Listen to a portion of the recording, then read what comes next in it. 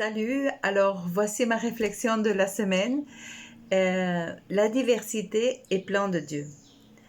Une phrase que j'ai lue et j'ai écrite avec des lettres en couleur vive et qui est restée sous la vitre de ma table pendant des mois, pendant que je faisais mes méditations ou je lisais, et donc je l'ai regardée des centaines de fois.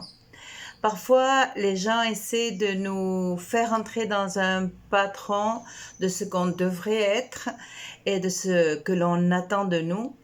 Et parfois, j'essaie moi-même d'entrer dans ce format idéal de la mère aimante, parfaite ménagère et merveilleuse femme de pasteur. Ou, dans ton cas, bon, c'est toi qui sais. Très vite, moi j'ai compris que mes variables et mes particularités ne me quitteraient pas et que je deviendrais un stéréotype. Et cette phrase m'a donc servi d'encouragement personnel. La diversité est le plan de Dieu. Et cela m'a également aidé à regarder les autres sans corriger leur allure, du moins dans mon imagination. Enfin, le seul qui n'a pas été épargné, c'est mon mari. Accepter l'autre tel qu'il est pour que Dieu puisse faire de lui ce qu'il va être, ça apporte un soulagement et ça facilite beaucoup les relations, y compris avec le mari ou avec la femme. Il faut vraiment beaucoup de couleurs pour peindre un tableau. Et en parlant de couleurs, un jour, le sculpteur espagnol Estanislao Garcia, professeur d'art, m'a dit « Toutes les couleurs sont belles ». Et ça m'a frappée parce que, bon, moi j'avais mes couleurs préférées, c'était le fuchsia, le bleu turquoise, le rouge, et d'autres qui ne l'étaient pas. Et comment peindre l'herbe sans vert ou rehausser les jaunes sans marron? Parlons donc de couleurs. Les couleurs de peau sont très à la mode ces derniers jours. Quelle est la couleur de la peau? Il y a beaucoup de nuances. Moi-même, j'ai 3 filles et 3 saveurs de couleurs différentes. J'ai un meringue, une noisette et une chocolat. Black Lives Matter. La vie des Noirs compte. Eh bien oui, mes premiers amis de mon enfance, les premiers amis noirs de mon enfance ont laissé en moi et dans ma famille de merveilleux souvenirs de jeux et de saveurs de la Martinique dans les après-midi d'été. Tout le monde parle des Noirs maintenant, et sans nuance, tous dans le même sac, allez, sans tenir compte de leur culture différente, de leur famille ou de leur histoire personnelle même. Une amie écrivait que lorsque cela passera, ils oublieront tous et nous reviendrons à la même chose. Ça m'a fait de la peine. Mais elle avait raison, en part. C'est le sujet à la mode, seulement ça. À cause de la diversité, vous en insultez certains si vous les appelez noirs et d'autres se sentiront insultés par contre si vous ne les appelez pas noirs. Mais nous sommes à peine en train de nous débarrasser de l'alerte à la peste Covid-19 et nous luttons encore contre ses conséquences. Et voici une nouvelle vague de l'ancienne peste vient nous frapper à nouveau. La violence raciale, le manque de liberté et d'égalité, protestes et des manifestations, c'est pareil à la colère et la douleur pour le pays, mais aussi pour l'humanité tout entière. Oui, le racisme est un fléau ancien, jamais complètement résolu. Est-ce qu'il se réveille maintenant au mauvais moment? Que dire et comment réagir? L'Union baptiste espagnole vient de publier sa déclaration nommée « Je ne peux pas respirer » qui condamne les abus de pouvoir et qui appelle les croyants à la prière pour cette situation. Alors, comment réagis-tu et comment est-ce que moi-même je réagis? Tu ne dis rien? Ce n'est pas ton problème? Est-ce que tu peux respirer?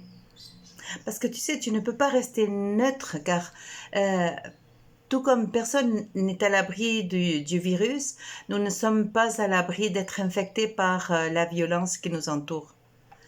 As-tu déjà pensé que si tu ne parles pas, c'est comme si tu donnais la raison à celui qui a causé le problème, celui qui a causé les abus? Ce texte que je vais citer de la mère du roi Lemuel qui parle à son fils me vient à l'esprit. Je l'ai trouvé dans Proverbe 31, verset 8. Elle dit à son fils, élève la voix pour ceux qui n'ont pas de voix, défends les droits des dépossédés. Un vrai défi aujourd'hui. Les injustices sont toujours d'actualité à cause de la dureté de notre cœur, de notre égoïsme, etc. Et cette phrase m'inspire. Lève la voix, ne te tais pas, dénonce, agis. En tant que croyants qui ont un Créateur et un Père qui nous a rendus dignes, nous devons travailler pour maintenir et restaurer la dignité humaine. Nous ne pouvons pas détourner le regard, nous ne pouvons pas regarder ailleurs. Lorsque, dans l'évangile de Luc, Jésus cite cette parole du prophète, et il dit, le Seigneur a mis son esprit en moi parce qu'il m'a choisi pour porter la bonne nouvelle aux pauvres. Il m'a envoyé pour dire aux prisonniers qu'ils seront libérés et pour dire aux aveugles qu'ils verront à nouveau et pour mettre en liberté ceux qui sont opprimés.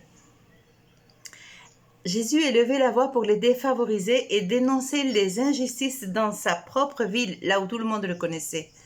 Et ça, ce n'est pas tellement populaire. Et ça lui a valu, la vérité lui a valu une persécution immédiate. On voulait l'attraper et le tuer. Parfois, dire la vérité aussi ou se battre pour des injustices, c'est pas populaire, comme je disais, ça suscite même des problèmes. Mais faire ce qu'il faut donne un sens à la vie et ça permet d'enlever un petit bout de terrain à l'injustice. Cette semaine, un verset de Romains chapitre 12, 21 est apparu dans ma méditation et c'était écrit « Ne te laisse pas vaincre par le mal, mais surmonte le mal par le bien. » Et je me suis dit, qui ne se fatigue pas de faire le bien tous les jours? Seulement Dieu. Face à des injustices comme le racisme, notre cœur est rempli de colère ou bien il devient lâche.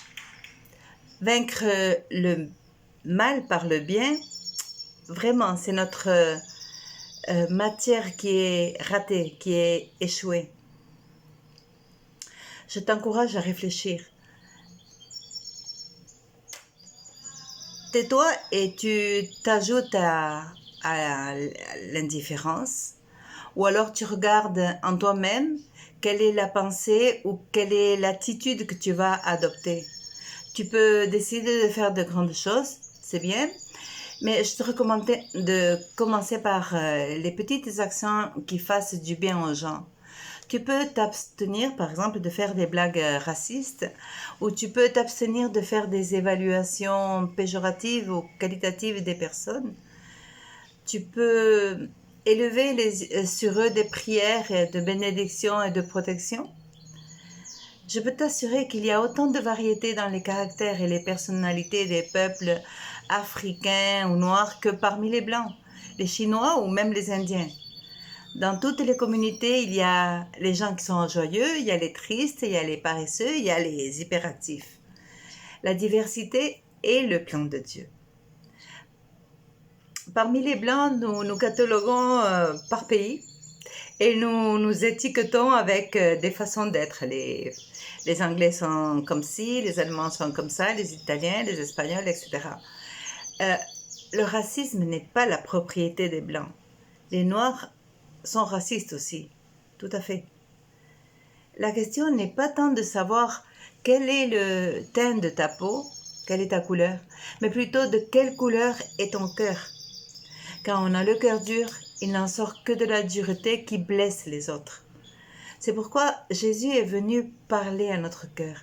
Seul son amour peut changer n'importe quel cœur, le mien ou le tien.